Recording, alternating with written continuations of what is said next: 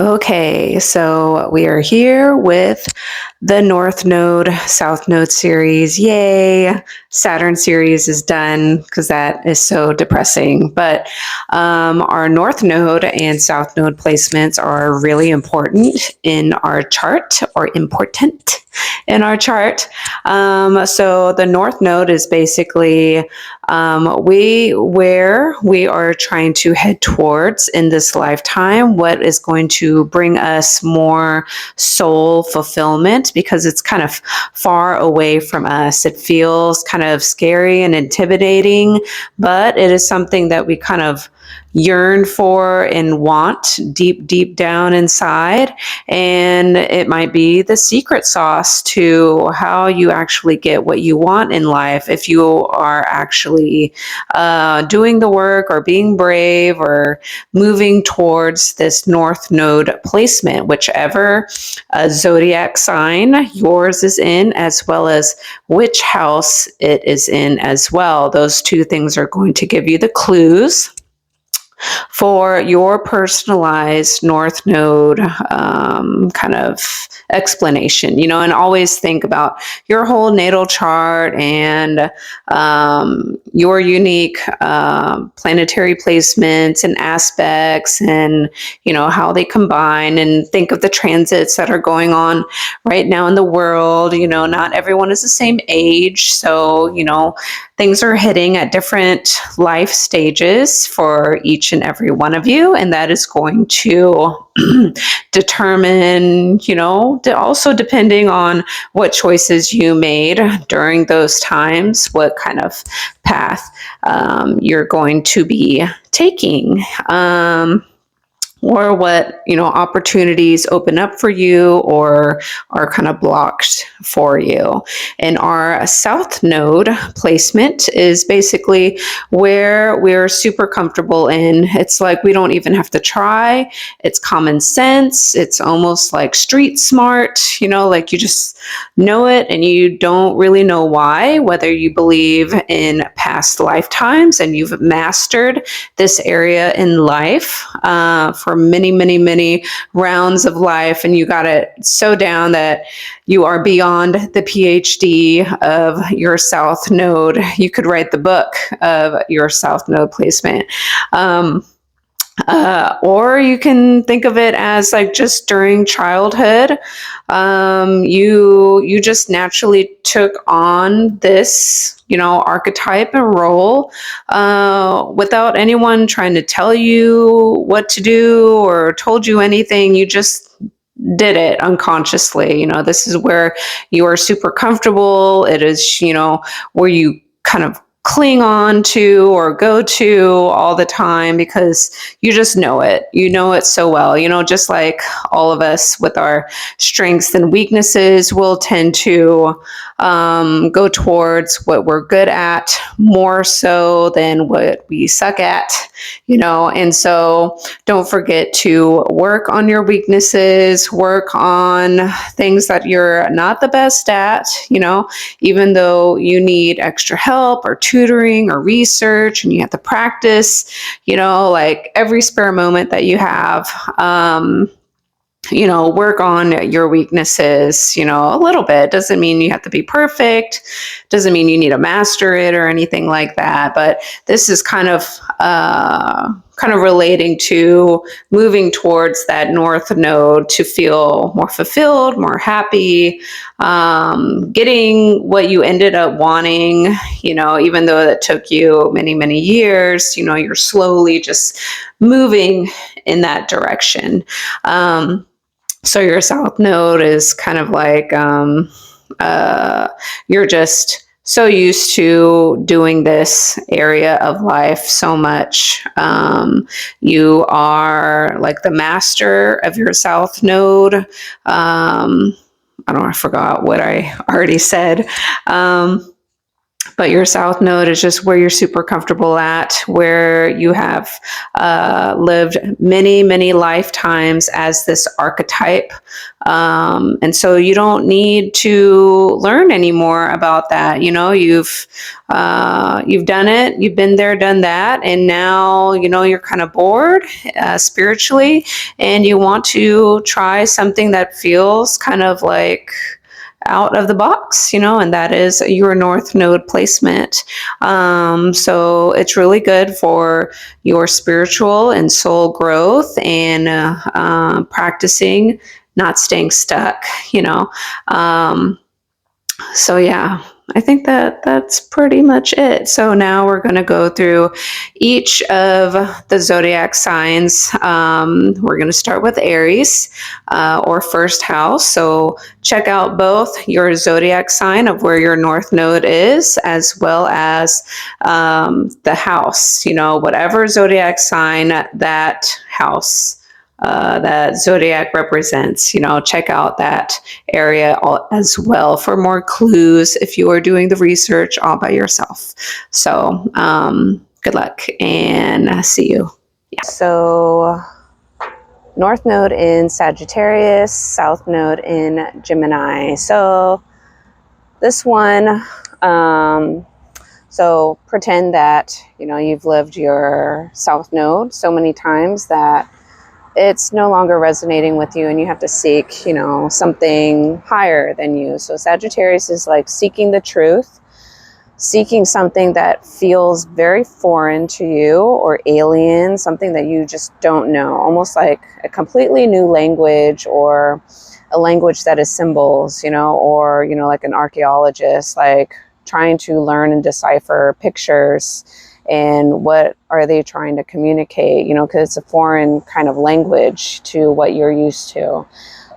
It's also kind of seeking different communities, cultures, religions, knowledge, expertise that you can't necessarily grasp in a book or from the people around you, because it doesn't exist yet, or it's just something that someone or a group of people have not quite communicated into a way that they can teach to a group of people. Because Sagittarius is also the house of like publishing. Thursday or Friday, I got a message. So, you know, like in order to know those things, you have to find your own truth, your own philosophy, your own system, your own research, and whatever that is for you. So this way you can be the one who writes that textbook or that book, or, you know, communicates to a group of people in order for them to kind of grasp what you know, because, you know, Gemini is a little bit more of they learn from reading, learning from a variety of, you know, knowledge that is just kind of around you. Also learning from the people around you. What do they just kind of talk about and gossip about? It can be kind of a little bit superficial, or like trivia type knowledge, like you know quite a lot of things, but there's not this kind of level of depth and kind of expansion that is like of greater purpose, you know, or a greater truth, or something that is your personal truth or philosophy that resides, you know, that kind of aligns with yourself more. Perhaps, you know, like you grew up in a small community or group where, you know, everyone's kind of the same or similar.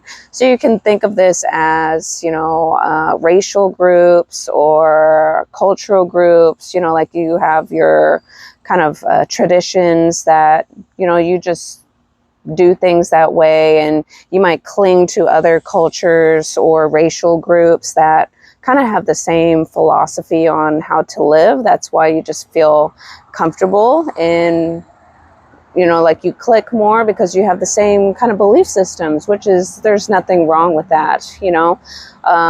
You're going to be kind of more aligned with each other, or you just understand each other without really trying so hard. It's just you just know, that this, the slang, the language, how, the way you do your weddings, or the way you kind of eat, what is like your personal group that you associate with, what are your customs and traditions. And so maybe there's something about it for you that is not really aligning anymore. It doesn't feel, like that is your personal truth, even though you kind of get it, or you get along with it. There's nothing necessarily wrong with the people that, who do any of that, who are around you. It doesn't have to be like that, but there's something in you that wants to explore, something that is kind of different,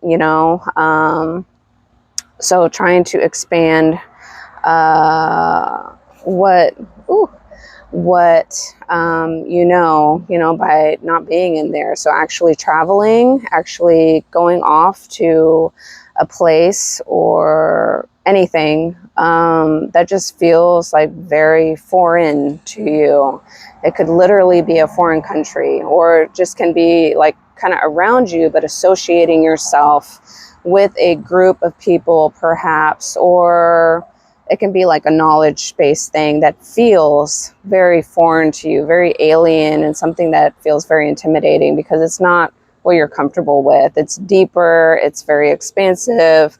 Maybe you feel like you're not good at it because you're really good at memorization and trivia and just memorizing things and just learning and regurgitating, what you've learned from books or whatever it is, or people, what they've told you, and then you just kind of, that is your perception of the truth. It's what other people in your bubble who are very similar to you already, and, you learned a lot about that, but now you want to go really outside of that group, whatever that group is, for example, like in college, I joined VSA. So it's Vietnamese Students Association. I'm not Vietnamese.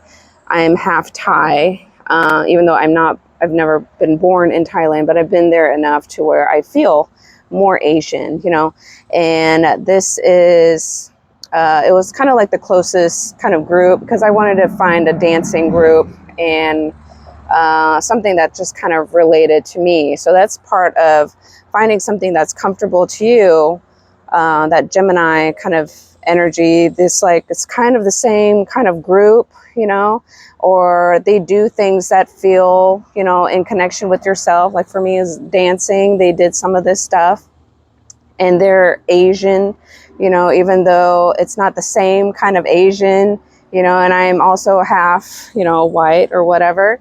And it's just something foreign. So similar yet foreign. It's kind of like taking that step to that North Node. I do not have North Node in Sagittarius, by the way.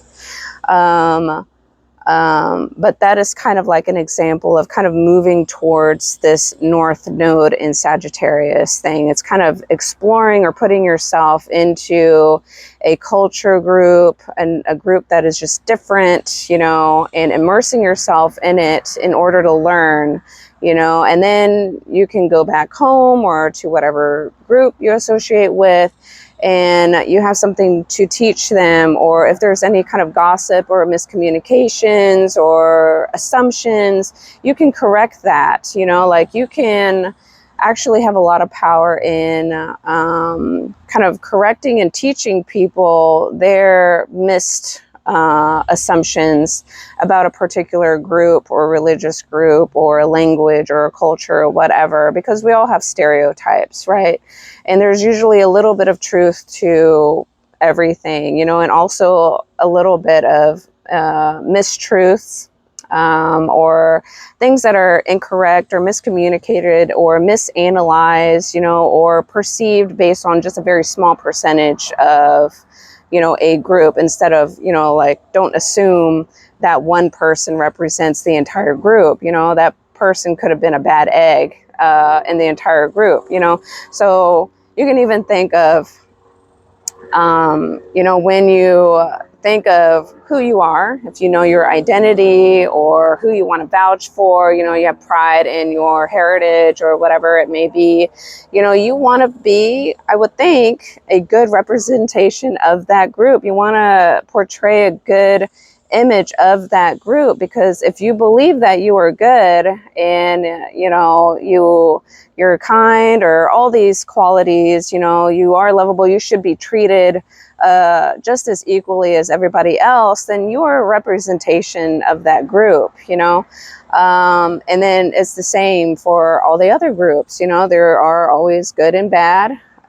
Some people can, you know, if there's enough of them, they can make a whole group look bad, you know, and that's not good, you know, because it's usually not the truth. It doesn't represent every single person within that associated group, you know, so that's very dangerous to the other people who don't align with like negative things, you know, that are very hurtful, harmful, all this stuff, you know, so it's very dangerous to just put a stamp on a group of people when your perception of what's being shown to you is just a fraction of those individuals, you know.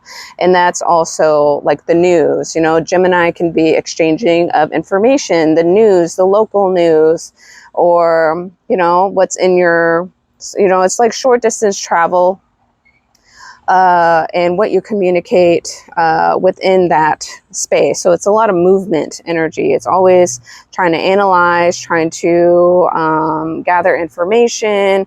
Who did that? Who's the bad person? What did they look like? Blah, blah, blah. But then, you know, don't get stuck, you know, in that as if the whole group of that is bad, you know, because the media can make things look a certain way or put a lot of fear on a group of people, or, you know, create things and distort things, and then, you know, you get stuck to not explore and not expand, because it's kind of frightening now, you know. But moving towards your North Node in Sagittarius, and depending on which house this is, it's going to be a mix of that.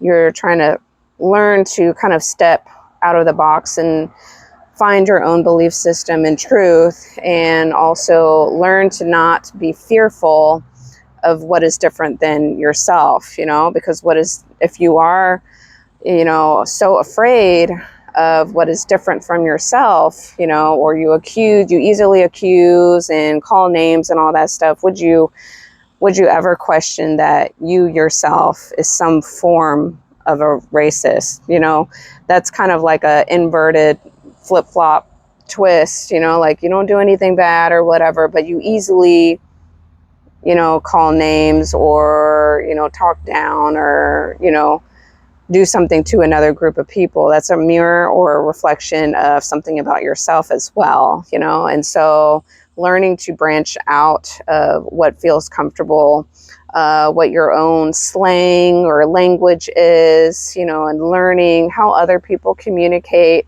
the tone that they use, the respect, the maturity or not, you know, all these little tiny details, but within something that feels foreign, you know, or a completely different subject.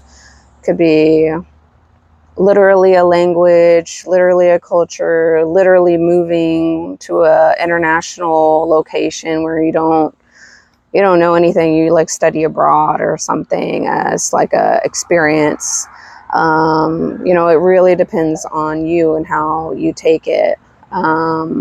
So Gemini energy, you know, it's kind of like what you're really used to relying on. You're really used to relying on the knowledge, information, and communication from your local group, you know. So that's why I put like media.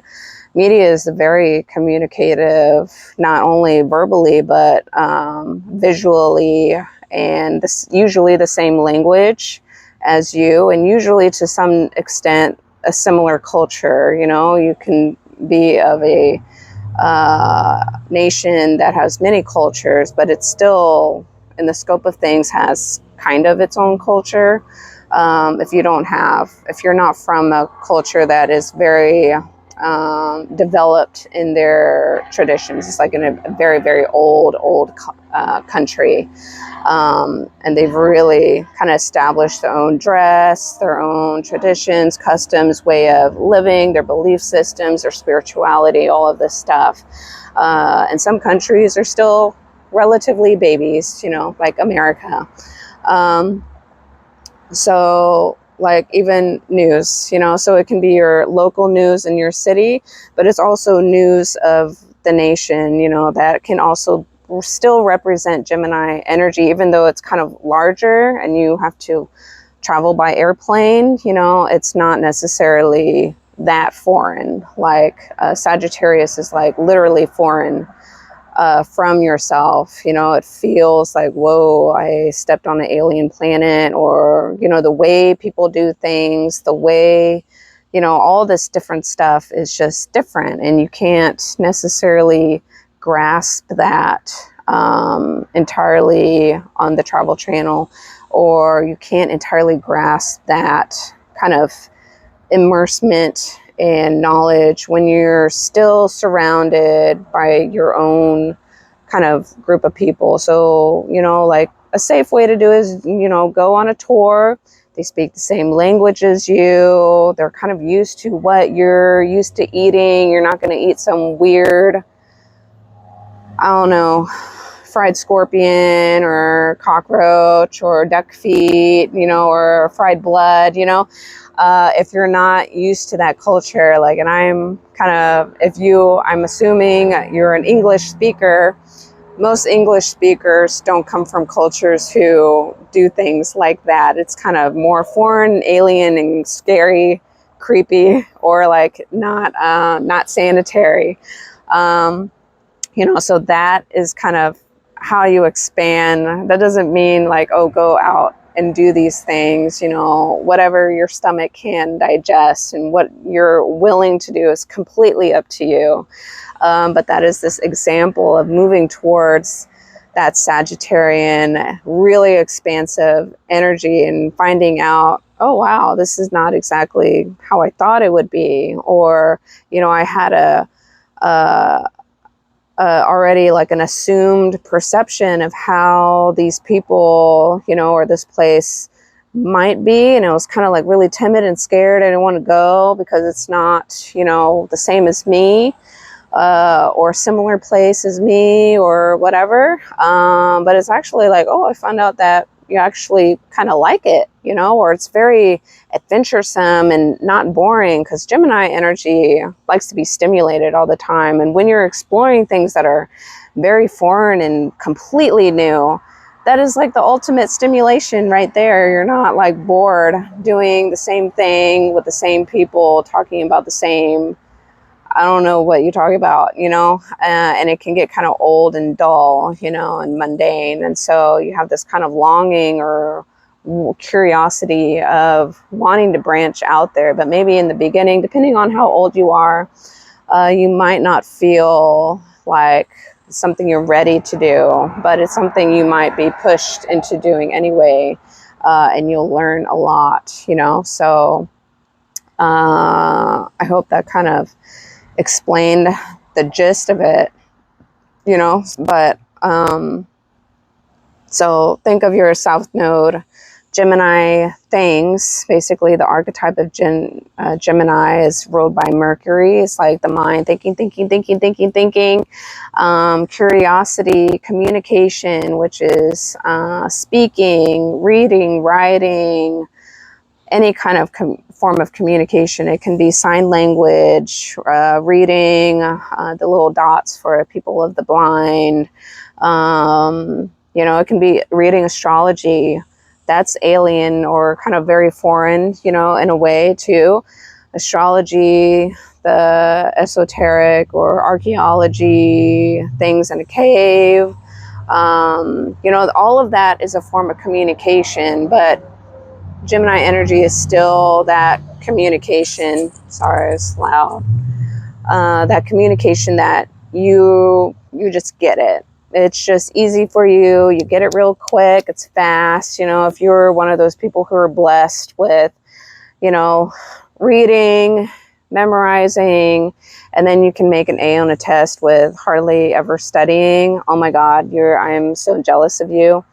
So that could be you. You know, I have Chiron in Gemini, so I had to work really hard, and I have Chiron and Gemini in Sagittarius. So perhaps, you know, this video is going to be very, you know, impactful for you, because there's something that I have knowledge in my weird placement that maybe it helps make things make more sense for you. But it's kind of branching out of that, you know, just reading, memorizing, regurgitating, and just like doing the blueprint and trying to figure out what your own explorative truth is, what your own way of doing things is. Not only relying on your close group of friends, not relying on your close group of family, what they tell you to do, what they normally do, kind of doing this kind of repetitive thing, kind of branching out from that. Like if you look at like family systems that are dysfunctional, if you know that it didn't feel good, if you know that you were hurt by it, why on earth would you do the same thing that they did? You know, usually we all are going to kind of mimic to a degree something of our parents, because we're just immersed in that environment every day, usually for most, for a good chunk period of time. That is like your foundation. But what if your foundation was very dysfunctional and what you think is normal is not normal? You know, that is kind of learning how to branch out from what you communicate and associate, even like visually, what you learned, even though you didn't speak anything or there was silence. You know, you can have visual communication. You read the body languages, you read the tones and the moods, you know, and the weird sound effects that your parents or siblings made when they're grumpy, but they didn't say a darn thing. They didn't communicate their feelings because of whatever, you know. They didn't want to rock the boat, but then they couldn't express their needs. And then it kind of built up more and more and more. And you learn that in order to keep the peace, you're going to repeat the same thing that actually creates a bigger problem later, instead of saying what you want to say or express that's hurtful to you, but you don't know how to say it because it was not modeled. It wasn't modeled for you. You don't know how to say it. You don't know how to approach it. You don't know what tone of voice. You don't know how to even put words into something so big of how you feel, you know, or this really complicated thing that you can't read in a textbook that's personalized to you. How do you vocalize something like that? You know, you have to look at the whole birth chart, but, you know, that can be an example, if that applies to you, of learning to branch out. How do other families communicate? How do other families who seem to be happy, which that's also something you have to actually learn and dig into, because a lot of times people who look picture perfect on the outside on social media, you know, and what you think, because they know how to create an image, you know, of their idealized happy family. And then when you actually get to know them and get kind of into their lives, it's not like that, you know, all the time. I mean, it depends, but it's like, oh, this is not what I thought y'all would be like, because y'all look like you have it all together and you have certain morals or whatever, and you're little angels, but what you are doing or associating yourself with or talking about, gossiping about, whatever, shows me that you're actually not at all like the pretty little picture that you present to the whole world, you know? So it's kind of that learning of, okay, this group might be similar to you, or you're learning, you know, but then you're learning something bigger about it at the same time. And that's something that, you know, you have to actually explore for yourself. You can't like assume anything, it's dangerous to assume. Someone told me that a long time ago, that it's very dangerous to assume. And like, you know what, that is a really good point, like clarified into words. You know, it's like, it's kind of common sense, but it's actually, sometimes it's not until it's like pronounced to you verbally, that it's very dangerous to assume things. So that's why you have to go out there and explore it. So yeah, I hope this kind of gave you a good generalization of what your North Node in Sagittarius may be like. You know, so a short review, I brought South Node in Gemini. You're coming from, or very used to it. It feels like common sense. Your peers, the people you grew up with, your close friends and family, your neighbors, your close community, or your close cultural group. You know, any kind of small community that you kind of usually interact with. It can be like the members at your gym and you see pretty often if you're outside of school. You know, any of these people that you kind of chat with and like, hey, what's up? What's going on? You know, all of that is kind of Gemini energy. Short distance travel of any kind is Gemini energy. Traveling by car, bike, skateboard, roller skates, walking, running, can be dance, you know, but it's movement from point A to point B, usually, not like dance, you're kind of moving in one place. But it is movement. It is this kind of energy of movement and how you communicate. You know, and if you think of art, communication is not always verbal. You know, dance is a nonverbal art. Art is a nonverbal communication. You know, if you read deeply into things or not, if it's super simplistic, whatever it is, and that is up to the person reading into it. You know, one person who analyzes a picture is going to come up with completely different things than another person, or it's going to be so shallow and blank, and another person can elaborate and make all kinds of stuff, you know, on a picture, and you're like, what the hell, where in the world did you get that information from? You know, you're kind of like playing around with so many ideas and expanding upon some kind of small picture as to what may have the artist, you know, been thinking of, and what were they going through in order to you know, do that, or why would they choose those colors? You know, they were in a dark era or whatever. You can make up so much stuff, even though it's not necessarily true, or it's not the perspective of the actual artist as to why they created some deep, meaningful art, not just some random cat or something like that. I don't know.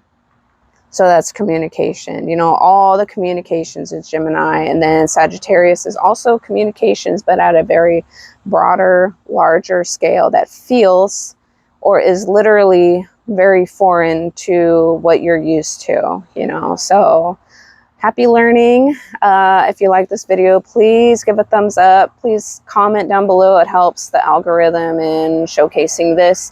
Share it with a friend, or, you know, people that you feel that would benefit from this video or from my other videos. I have a playlist on my channel. If you click my name down below, you can look at the little categories in my playlist. I so far have the zodiac signs, your rising sign, or your rising signs, or ascendant sign, your moon sign, Saturn, Chiron, and these are the north nodes. And then I'll keep putting them up there. And check out my lives, check out my book. It's on Amazon.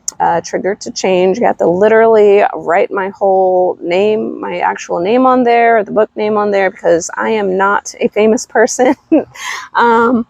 But you can purchase that and support. If you want to support in a different way, like leave me a weird tip, which Amazon takes a very huge chunk from that. But you will also learn through an example or storytelling. You know, Sagittarius can be storytelling.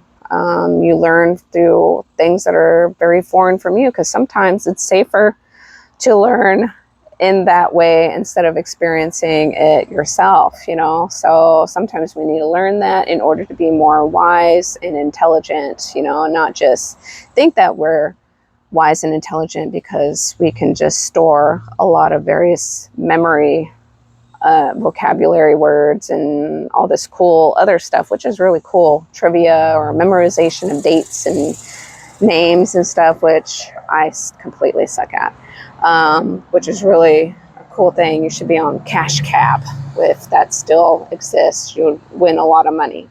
So I'll end it here. My name is Natasha, and hope to see you. Check out my other videos, even though I can't literally see you do that. So, okay, bye.